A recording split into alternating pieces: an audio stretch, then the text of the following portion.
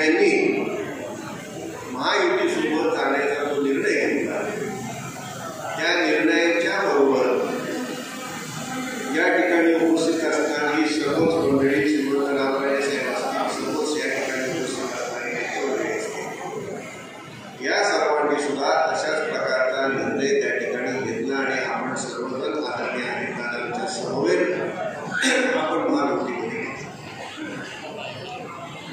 महायुतीमध्ये गेल्यानंतर काय घडलं हे सर्व आपल्या समोर आहे. अनेक कामं आपली जी रखडलेली होती, काही रद्द झाली होती,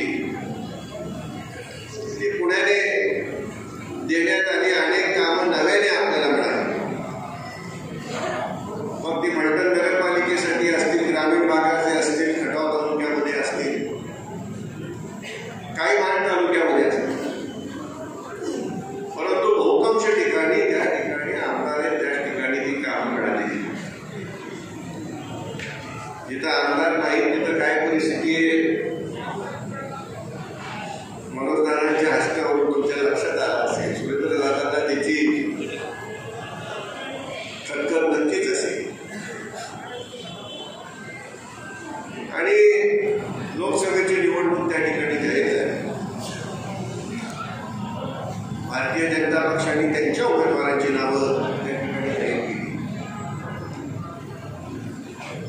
माढा मतदारसंघात आपण सर्वजण येतो. सातारा जिल्ह्यातले आपले 2 मतदारसंघ, फलटण कोरेगाव आणि दुसऱ्या बाजूला मान आणि खटाव आणि कोरेगाव तालुक्याचा काही भाग असा मिळून झालेले हे 2 मतदारसंघ. हे दोन्ही मतदारसंघ माढा लोकसभा मतदारसंघामध्ये येतात. आता ज्या वेळेला आपण महायुतीमध्ये आहे, उमेदवारी त्या ठिकाणी निश्चित भाजपच्या वाट्याला मतदारसंघ गेल्यामुळे त्यांनी त्यांचा उमेदवार या ठिकाणी निश्चित केला, जाहीर केलेला आहे. गेल्या लोकसभेच्या निवडणुकीत आपण त्याच उमेदवाराच्या विरोधात आपण सर्वच मंडळी त्या ठिकाणी होतो. त्यानंतरच्या गेल्या 5 वर्षाचा कालावधी आपल्या डोळ्यासमोर आहे. कोरेगाव फलटणच्या डोळ्यासमोर आहे, ज्या ठिकाणी मान खटावच्या डोळ्यासमोर आहे. आता महायुतीमध्ये गेल्यानंतर त्या ठिकाणी आपल्या वरिष्ठ नेते आदरणीय अजितदादा पवार, आदरणीय श्री उपमुख्यमंत्री देवेंद्रजी फडणवीस यांनी रामराजांना त्या ठिकाणी बोलवलेलं होतं.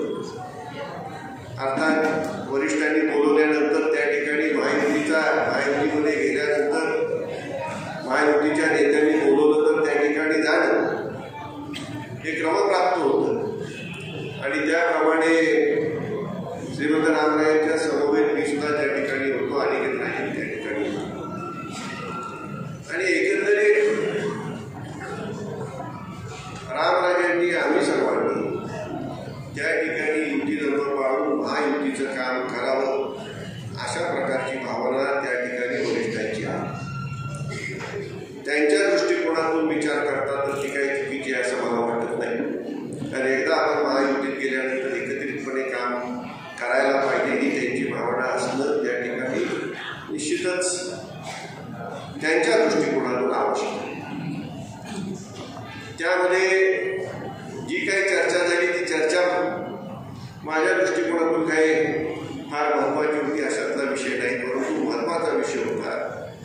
मी महायुतीचे जे घटक आहेत त्यांनी कुठंतरी एकत्रित येऊन काम केलं पाहिजे.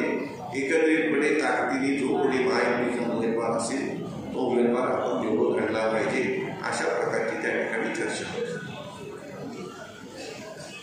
चर्चेनंतर रामराजांनी त्या ठिकाणी स्पष्टपणे त्यांची भूमिका मांडली की जी काही राजकीय परिस्थिती या दोन्ही मतदारसंघामध्ये आहे त्या परिस्थितीनुसार आम्हाला आमच्या कार्यकर्त्यांना त्या ठिकाणी विचारावं लागेल, त्यांची मतं जाणून घ्यावी लागतील आणि मगच आपल्याला निर्णय करता येईल अशा प्रकारची स्पष्ट भूमिका त्या ठिकाणी रामराजे साहेबांनी मांडली.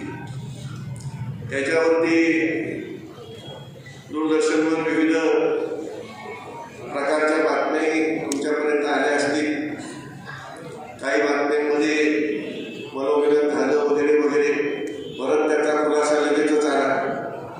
दिवसांनी रामराजे साहेबांनी स्पष्टपणे त्या ठिकाणी सांगितलं, कार्यकर्त्यांची त्या ठिकाणी मीटिंग बोलून सर्व कार्यकर्ते एकत्रित आले, त्यांच्यासमोर हा विषय झाला आणि त्यांच्या समोर विषय गेल्यानंतर सर्वांच्या समक्ष त्यांच्या भावना लक्षात घेऊन जो काही निर्णय व्हायचा असेल तो आपल्याला नंतर निर्णय घेता येईल अशा प्रकारची स्पष्ट भूमिका त्या ठिकाणी.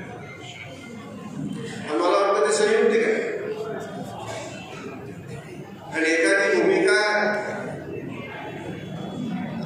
आपण उत्तर ध्रुवाकडे जाता जाता एकदम दक्षिणेकडे वळलं नाही, हे जर कार्यकर्त्यांना विचारात न घेता झाली तर ती भूमिका योग्य होऊ शकत नाही आणि कार्यकर्ते समोर त्याच्या भूमिकेमागे येतील का येणार नाही हा मोठं प्रश्नचिन्ह आहे.